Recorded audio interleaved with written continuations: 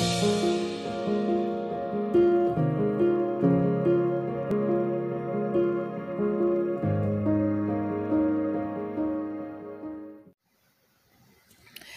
guys, it's Nefair Rube here.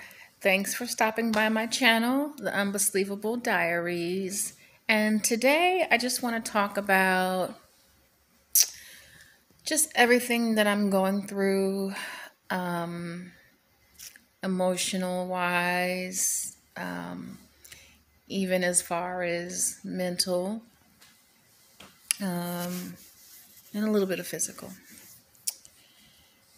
So for those of you who are visiting my channel for the first time, again, my name is Nefair Rube. I am a post-gastric sleeve patient. I had my gastric sleeve surgery on November the 18th, and today makes 1 month post-op. So how do I feel? Well, aside from my curls popping and me looking good. I'm just joking, guys. I do feel good about myself, but I've had some challenges. I wanted to talk about that. Gastric sleeve is no joke, guys. It's a serious life change. It's not a diet. It's a life change, an major altering life change. So that includes, of course, physically, because you do lose weight, but it also, what that entails is a lot of mental as well and emotional as well. Because, you have to come to terms with the fact that things that you used to do, let's say when you were feeling a certain way, like sad or depressed or upset, or you just anxious, we used to go to food for comfort. And so you can't do that anymore. With gastric sleeve, your stomach is the size of a peanut, and 80% of your stomach is gone. You don't have those, you don't even have the same sensory that you would normally have with a full stomach, or with all your stomach, like the full anatomy of your stomach. Sorry guys, something in my eye. So those like neurotransmitters or enzymes or senses that let you know I'm hungry or I'm full, or I'm thirsty, or some of those are like altered, so it's not the same anymore. And your stomach is not able to hold all the food that you were used to holding. You were used to eating like a nice helping of food. You're not able to do that anymore, especially with the size of your stomach after gastric sleeve, which holds about 6 to 8 ounces. So imagine that, okay? And imagine the changes that have taken place anatomy wise. So with that being said, you can't always go to food. You can't go to food anymore for comfort. And that plays a big role on how you cope. A lot of people cope with depression, anxiety, sorrow, even happy emotions with food. A lot of people celebrate food, and you really can't do that anymore. So as for me, I really haven't had any issues as far as morning food. It's just more like, I'm going to be very transparent, guys. It's, just it's not like I ask myself, oh God, what did I do? Why did I sign up for this? It's not like that. It's just sometimes you have your days, or I have my days. I'm going to speak about me, where I feel like, oh God, like, can I get through this? Because I'm a month in and I still struggle with getting my water in. I don't know so much if I struggle. I'm sure I struggle though with getting my protein in, but it's probably not. It's probably not that bad because I'm eating now, and I'm eating regular food, not in regular quantity, not regular textured food. Um, but I'm able to eat soft foods, and that consists of things like, okay, fish, tilapia, or salmon, steamed vegetables, soft potatoes. Right now, I have a bunch of pre-made egg, like egg tacos with soft bacon. Excuse me, guys, in between. And so those are really good because they're very, very high. Excuse me, guys. They're very high on protein, and it's just a simple thing to do. It's a simple thing to make. It's like a pancake folded over, but it's made out of egg. It's egg, and it's turkey bacon. One thing also I've been eating are cottage cheese pancakes. It sounds gross, but they're really good. The texture is definitely grainy. It's not, you don't taste that fluffy flour taste. It's completely different. It's very thin, and it's high protein, and it's filling. So that's some of my go-to foods now. But going back to what I was talking about. So as far as how I'm feeling, just have my days, guys, where I feel like I kind of want this to already be like a year from now, or 2 years from now, or 3 years from now, where I feel like I'm normal, because I don't right now. I things are still a struggle, and I'm sure that's written in the books somewhere that it's supposed to be a struggle right now. I'm just a month in. What do I expect, right? But I will tell you that, psychologically, I'm getting through it. I understand that I have gone through the process. I understand that I am losing weight. I'm dropping weight like every day. I don't know if I'll ever stall out. I mean, I'm sure I might. Everybody's different. I mean, as for me and my house, meaning my temple, my body, I am losing weight. So I started out at 287 pounds for my first consultation. By the time I was in the hospital on the day of my surgery, I was 267 pounds. Today I'm 251 point, what did I say? 251.2, something like that. So I've lost 15 and a half pounds. So that's in 30 days, I've lost 15 pounds. Okay. So that's really, really fast to me. I mean, I think I'm losing weight at a really solid and rapid rate. I'm sure that I'll be even, smaller than what I am now in the next couple of months. So as far as that's not an issue. It's just getting used to my body, getting used to knowing the signals of when I'm full, because, there's a certain pressure that you do feel on the inside that lets you know, hey, you're eating either too fast or you're filling up and you need to stop. One thing I don't want to ever do is throw up. I don't want to throw up. I don't want to get dumping, which dumping is not really something that sleevers get. But, you could get some symptoms. You could be symptomatic of just, I guess, like GI upset, and just feeling full and just everything having to process and digest fast. I'm sure you would feel some type of side effect. So I don't want to feel anything like that. So I try to eat slow. Now, today, guys, I will be honest with you.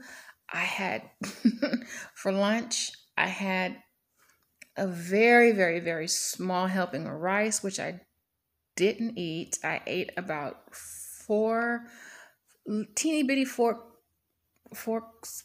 I have like these little bitty utensils, spoons and forks. And I had about 4 small bites of my rice, and then I tossed it. I ate all my cauliflower, and I definitely ate all my protein, which was 2 fish fillets. But they weren't big.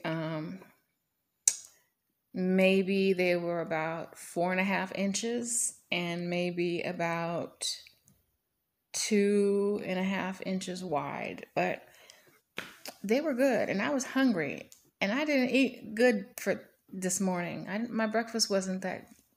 I didn't tolerate breakfast too well this morning. I couldn't eat that much, so I think I made up for it for lunch.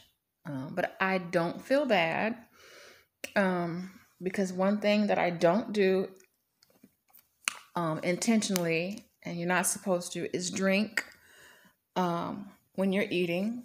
So I think that helps. I guarantee you, if you drank when you ate, you would throw up, you would be full, everything would come back up. Just expect regurgitation. That's just not, there's no getting around it.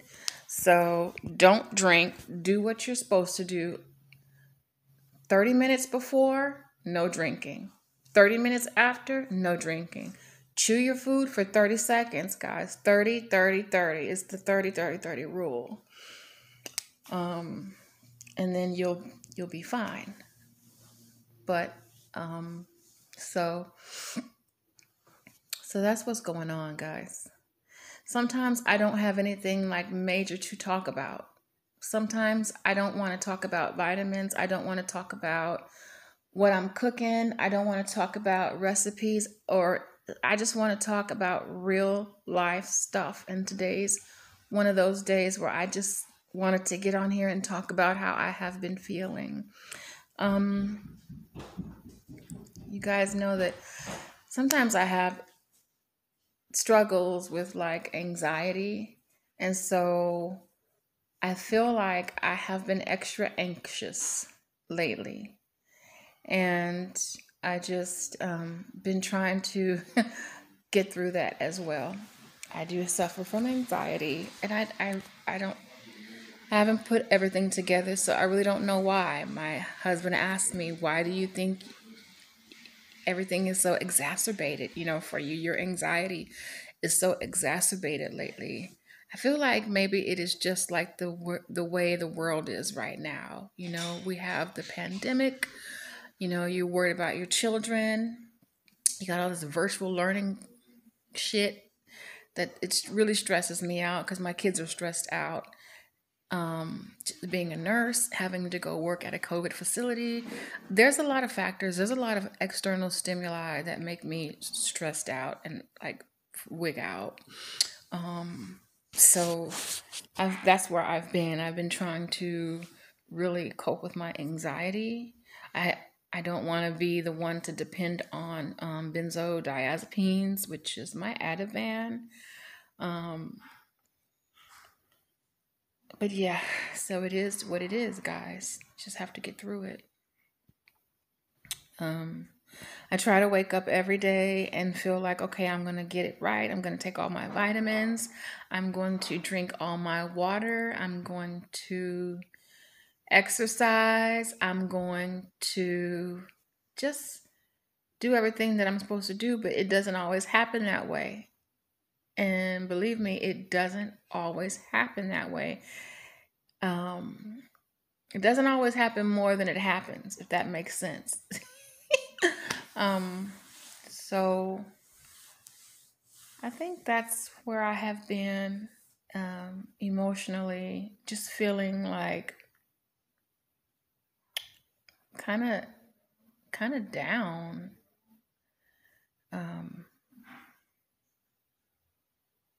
But still mentally strong, if that makes sense. I still have the willpower to succeed. I still know that I am going to succeed. When I look at myself, I see the weight coming off. I know that I'm getting healthier. I can see it in my body. I'm proud, guys. If you are contemplating gastric sleeve, if you need more information on it, research. There's, like I've said before, there's 4 different type of gastric. The 4 major ones are gastric sleeve, gastric lap banding, the Rowan Y, and the duodenal switch. Those are the 4 major ones. There's other ones.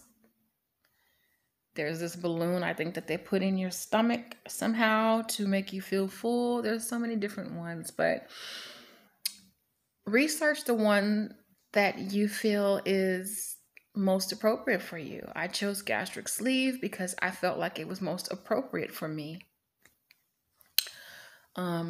Because it's a more permanent approach to weight loss. And I feel like gastric sleeve is discipline, more discipline for my body. I don't want something that I can fall back and fall into my same habits. It's kind of like with gastric sleeve. You know that 80% of your stomach is gone, 20% is left. You can only consume so much. You know, it's really structured and really, it forces you to be disciplined. So that's what I needed. But that might not be what you want, and that might not be what you need for yourself. But it's just what I need, so that's why I chose gastric sleeve. So do your research, guys. If you need help with anything, let me know. If you have questions, ask them, and I'll try to answer them the best that I can. I'm a nurse, so I'll look up anything to help you, or to help you get through it, to help us get through this together. I'll probably be back tomorrow or whenever I get back on again, guys. In the meantime, know that you can do this. Know that you don't have to stay in your current situation forever. There is hope. There is an alternative. Bariatric surgery is your alternative. There is commitment involved. There's trust in God. Believe me, the majority of all of this is based on faith and trust in God. Just getting through it, just getting through your surgery, just getting all your clearances to have your surgery. So remember that there's support. There's many support groups. As a matter of fact, I belong to a really, really good one. It's from a woman that I met actually online named Erin Branscombe. I believe that's how she pronounces her last name. And she has support group, a private support group online on Facebook. She's also on YouTube, also on Instagram. So there's a plethora of support groups. I'm your support group. Others that have gone through this are your support group. So just know that you're not alone in this, and we're all in this together. Till next time, guys, don't forget to that like button, smash that like button, put on all your notifications, subscribe, and I just want you to have a blessed day and love yourself. No matter what size you are, just know that, health is on the way, guys. You have to want it. You have to seek it. You have to get up and do something about it. All right? See you on the next vlog, guys. And I will call upon your name. keep